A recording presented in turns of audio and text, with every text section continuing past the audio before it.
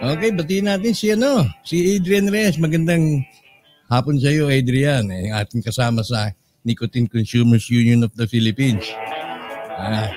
Magandang hapon. At syempre nandiyan din si Mirna Dakiwag. Magandang hapon din sa iyo, Mirna.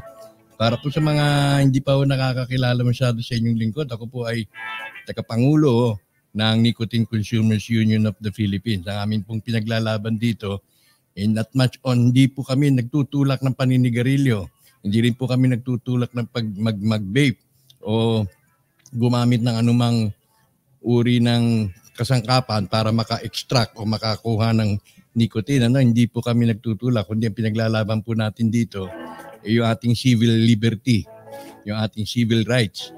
Dahil po ang direksyon ng mga pamahalaan sa buong mundo, yung kanilang sabi na for the sake of public health, lagi ho yan lagi ho nilang kinakapit yan sa public health para makakuha ng public support. No? Nauuwi na po talaga sa paggapi, panunupil.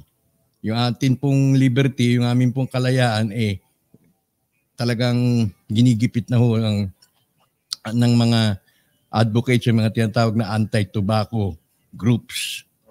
Ayan po.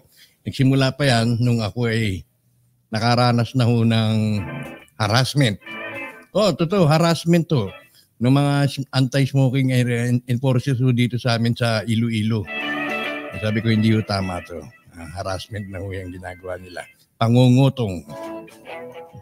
Bluntly as nandiyan ho sila, yung kanilang task force na yan, yung kanilang kinikita partly ipinansisweldo rin ho dun sa mga enforcer.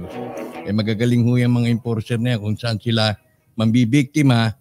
Wala naman yan kung mo ba sila ay nagsusuot ng ID ng palatandaan sila ay inutusan ng mayor o inatasan ng mayor, nangangahulugan bang tama yung kanilang ginagawa at marapat na hulihin yung mga tao at pinagmumulta ng 1,000?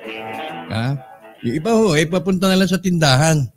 Kasi mga tao rito, yung iba galing pa ho sa bukid. Sa bukid, sa mga area sa kanila doon okay lang na manigarilyo sa tapat ng tindahan. Pagdating ho rito sa syudad, hindi ho nila alam yung alituntunin. Minsan bumibili ho ng mga grocery, bigas, dilata, iuwi na lang ho sa kanila. Iba dyan yung mga construction workers, hindi ho nabibigyan ho sila ng sapat na kaalaman kung ano po yung kanilang limitasyon. Pagbili, sisinding sigarilyo, huhulihin ho. Pagmumultay ng 1,000, iba ho umiiyak. Pagka pumalag, papatawag ng pulis. Papalag ka ba kung mayroon pang dalang Armalite? Ganun ho kalupit yung mga yan. Ngayon, ang sistiho ng panggigipit ng mga enforcer ng anti-tobacco dahil dyan sa reglamentong yan na nabuo, hindi na po nagkakalayo kung paano po nila ini-implement yung lockdown. Paano po nila ini-implement yung pagsusuot ng face mask. Inuobliga ho tayo, otherwise may haharap sa yung pulis na may armas. Nangyari ho naman din ho yan Nung kasasagan ho ng ECQ, GCQ na yan. Yan sa may Malabon na Botos area, ang rumorota yung Simba. Kalaban virus, pero kaharap ay military. Ano ibig sabihin nun? Ganun din sa amin Ganun din sa hinarap ng mga maninigarilyo. Kalaban uso, pero pulis ang kaharap. Nakapakarnaho nila yan. At alam niyo po ba, na hindi po sana magiging laganap yung awareness na kontrahin. Ibig sabihin yung awareness na supilin yung mga maninigarilyo kung hindi dahil sa suporta ng isang organisasyon, ng isang foundation, ng pangalan ni Bloomberg. Siyempre buhay pa ho yung may-ari niyan. Yung pasimuno niyan, si Michael Bloomberg. At yan po ang tumutustos dun sa mga anti-tobacco groups, kabilang na siyempre dyan yung mga doktor na walang pasyente pero nangagsisiyaman. Kasi kabilang na ho sila dyan. At madalas ho yan maharap sa Kongreso, maharap sa Senado. Paldo-paldo ho yan sila. Paano sinusuportahan ho yan ng ng Bloomberg Foundation. Kaya naging laganap, naging matibay, at ewan ko kung paano nila nilalabi yan sa Kongreso, nilalabi ho nila sa Senado. Ang alam ko nilabi nila sa Senado, doon sila lumapit kay Manny Pacquiao na alam naman natin, walang pros and cons. Tapos si Mr. Healthcare, ayun, laglag tuloy. Si Ejercicio, nalaglag tuloy. Yan yung mga nilalapitan nila para mag-sponsor ng mga bills. Siyempre sabihin, marami kami. Marami kaming susuporta sa iyo, Mr. Healthcare. Ito maging tema mo, healthcare. Kontrahin mo yung paninigarilyo para taasan yung buwis, bla bla bla bla bla bla. Ayun, ipapasa nila sa Senado. Kakuntsaba, siyempre yung mga nandun sa finance. So kung titignan mo naman, wala talaga ho sa hulog. Wala ho sa hulog. Talagang masasabi mo na panggigipit at minamanipulate nila yung public perception, yung isipan ng publiko para mapaniwala na yun ang ginagawa nila yung tama. So paano natin ho ito maiyahambing sa mga kaganapan ngayon? Bantayan niyo po, para ho tayong nanonood ng pelikula kung ating babantayan yung mga nangyayari sa Amerika dahil unti-unti na pong sumisingaw yung mga baho ng mga politiko kung paano sila nagkakalat. Kung paano po pinakikita sa atin ngayon yung maduming laro ng mga politiko at kung paano po namamanipulate ang publiko para tayo ay sumang-ayon sa kagustuhan nila at hindi yung nararapat na para sa atin. At tayo, hinalal natin sila. No? Hinalal natin itong mga politiko na to. Pero nandiyan na sila, ilang taon na. 20 taon na. Kung babalikan mo yung ginawa mo nung mga pinagsasabi nila, pinapangako nila nung 20 years ago, at balikan mo ngayon, at dakuan mo ngayon, may nagbago ba? Ang tagal-tagal niya dyan. Anong kanyang sinabi nung 20 years ago, yung pa rin ngayon ang nangyayari, yung pa rin ang sinasabi niya. Wala naman nagbabago .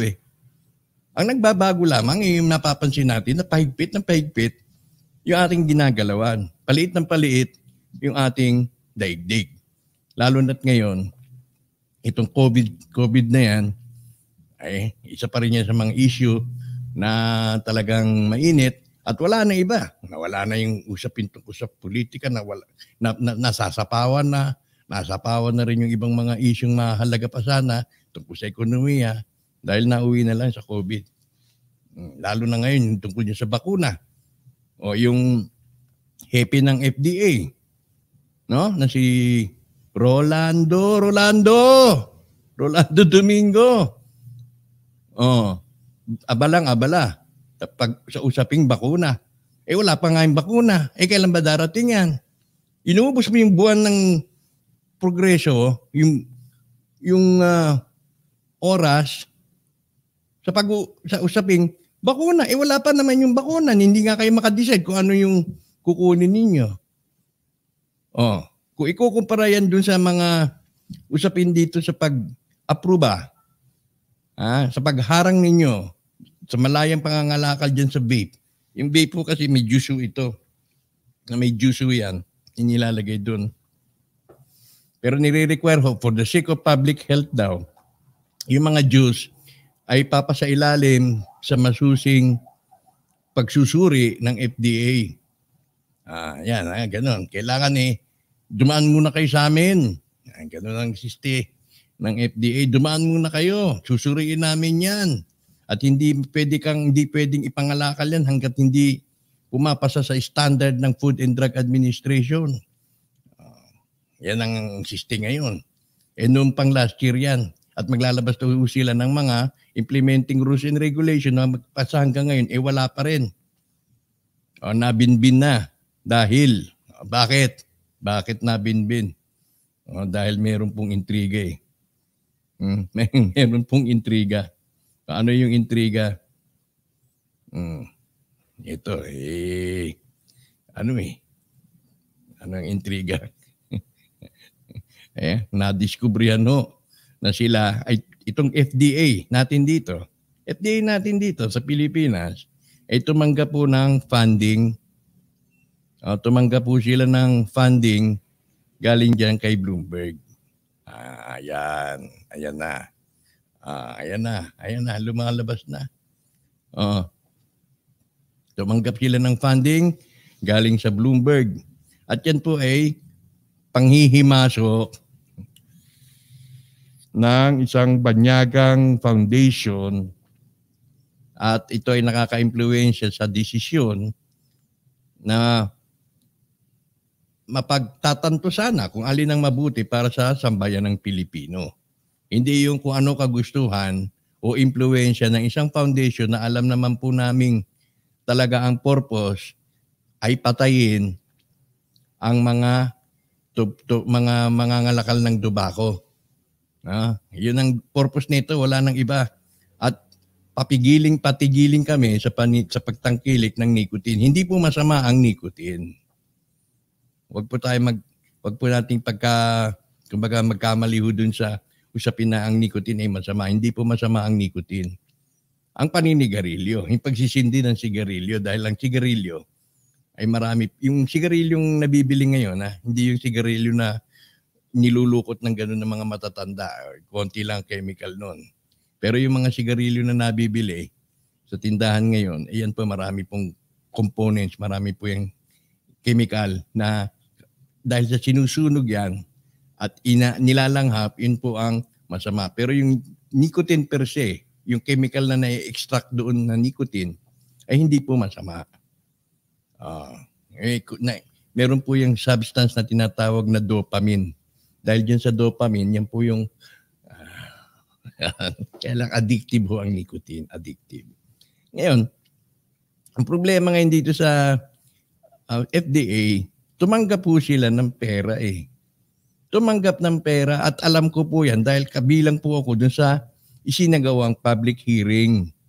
Kasi bago ho nila i-implement yung implementing rules and regulation na yan, kailangan muna sumailalim sa public hearing at dinggin yung mga partidong involved, yung mga maapektuhan, particular, yung mga consumers na tulad ko. Ngayon, paano po ba? Ito ngayon ang ito yung nangyari. Kaya malaki pong intriga to na dapat panagutan ng FDA. Nagkaroon nga ho ng public hearing. Dahil sa COVID, ginawa nilang via Zoom, online. Tapos nung nagsimula, may mga nangusap, may nag-ano ng kanilang presentasyon at yung mga partisipante tulad ko at marami pa sa industriya, hindi ho pinagsalita. Hindi ho kami pinagsalita. Paano ho namin madidispute? May papahayag yung aming argumento kung hindi naman kami pinagsalita. O hindi na sana nila tinawag na public hearing yun. Dapat sinabi na lang nila na webinar. O webinar presentation at hindi na kami inobligang manood ng live. Sana ginabi na lang ito yung webinar presentation at balikan nyo na lang, panoorin nyo na lang sa YouTube. Pero kami, pinasali, hindi naman kami pinagsalita.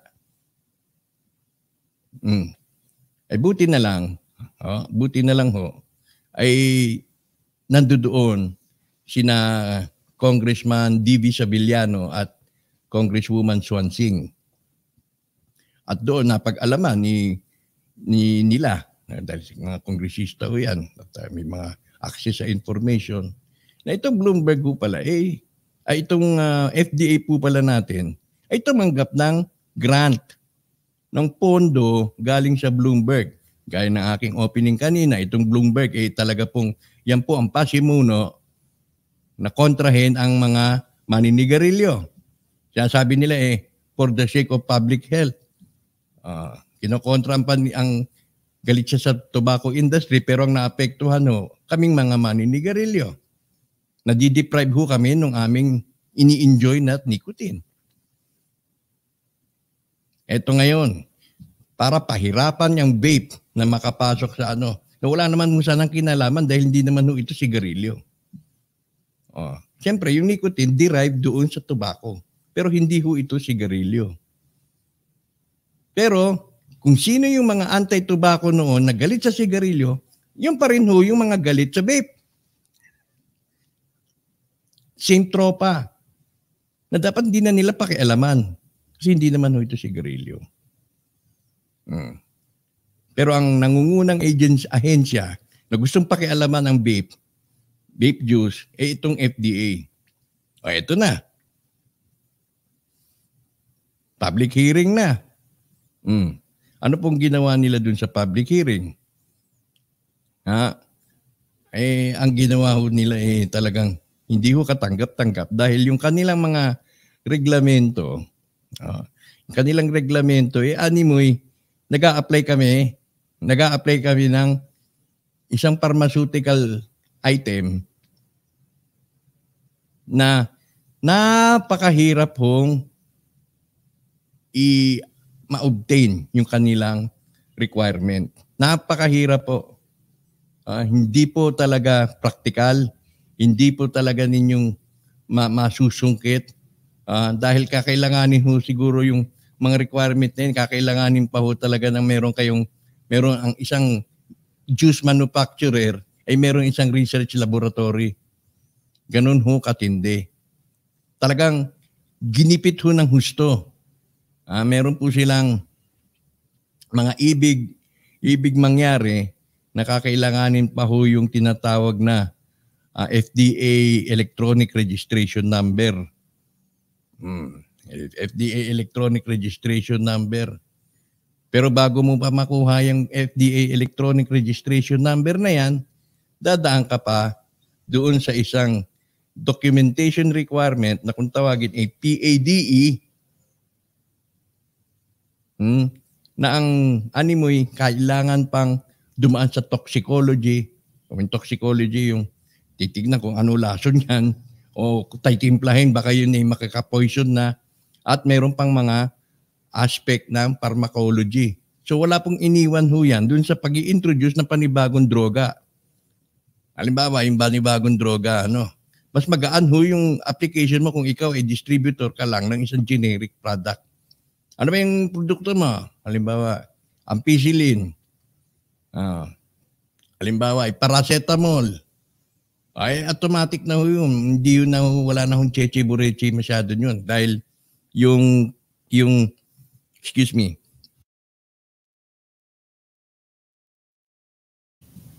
dahil yung mga produktong yan, yung mga generic drug ay meron na pong sariling pharmacology at toxicology na alam na ho ng FDA yan. Matagal na ho sila. Pero yung requirement ng FDA ho ngayon, animoy, isa kang bagong discovering droga. Ganon. Isang bagong discovering gamot. Ganun po katindi ang nire-require nila. Talagang panggigipit ito. Sa antimano pa lang pagbukas ng ganon. Yeah. Yung system niyan nakaka-arouse ng suspicion. Bakit ganun na lang? Hindi naman ho kami nag-a-apply hindi naman ho ito isang pharmaceutical item na strictly kailangang suriin dahil wala naman hong lason na naka-involve dito. Kung meron man, self-limiting naman ho ito. Ibig sabihin, yung mga tumatangkilik, ayun na po mismo makapagsasabi kung sapat na para sa amin yung aming intake. So yan, ang isa sa mga nakadududa. Dahil yung sistema nila talagang hindi na pinag-isipan, in-apply na lang yung pinaka-stringent. Palagay mo, isa sa mga pinaka-stringent o pinakamahigpit na alituntunin at yun ang gusto nilang mangyari, i-apply dun sa vape juice at dun sa mga tinatawag na heated tobacco. Pag tinanong mo bakit ganito, bakit kakailanganin pa ng toxicology, pharmacology at kung ano-ano pang mga research na kailangan, hindi naman nila masagot. Kumbaga, kumuha lang sila ng isang set. Sa aking pananaw, kumuha lang sila dun sa kanilang drawer, dun sa kanilang folder, anong approach nito. O yung pinakamahirap na approach, yun ang i-apply mo dyan. Andun na, naka-template na ho yan eh. Yun ang in-apply doon without thinking kung ano yung item yung sinusuri.